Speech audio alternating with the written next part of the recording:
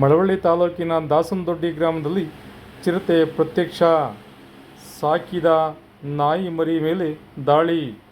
ಮಳವಳ್ಳಿ ತಾಲೂಕಿನ ದಾಸನದೊಡ್ಡಿ ಗ್ರಾಮದಲ್ಲಿ ಸೋಮವಾರ ರಾತ್ರಿ ಚಿರತೆ ದಾಳಿ ಮಾಡಿ ಸಾಕಿದ ನಾಯಿಯೊಂದನ್ನು ಬಲಿ ತೆಗೆದುಕೊಂಡ ಘಟನೆ ತಡವಾಗಿ ಬೆಳಕಿಗೆ ಬಂದಿದೆ. ದಾಸನದೊಡ್ಡಿ ಗ್ರಾಮದ ಕೆಂಪೇಗೌಡರ ಮಗ ರಾಜು ಎಂಬುವರಿಗೆ ಸೇರಿದ ಸಾಕು ನಾಯಿ ಮೇಲೆ ಸೋಮವಾರ ರಾತ್ರಿ ಚಿರತೆ ದಾಳಿ ಮಾಡಿ ನಾಯಿಯನ್ನು ಬಲಿ ತೆಗೆದುಕೊಂಡಿದೆ. ಇದರಿಂದ ಗ್ರಾಮಸ್ಥರು ಆತಂಕ ವ್ಯಕ್ತಪಡಿಸಿದ್ದಾರೆ. ಕೂಡಲೇ ಅರಣ್ಯಾಧಿಕಾರಿಗಳು ಚಿರತೆಯನ್ನು ಹಿಡಿದು ಕಾಡಿಗೆ ಬಿಡುವ ಮೂಲಕ ರಕ್ಷಣೆ ಮಾಡುವಂತೆ ಅರಣ್ಯ ಇಲಾಖೆಗೆ ಮನವಿ ಮಾಡಿದ್ದಾರೆ.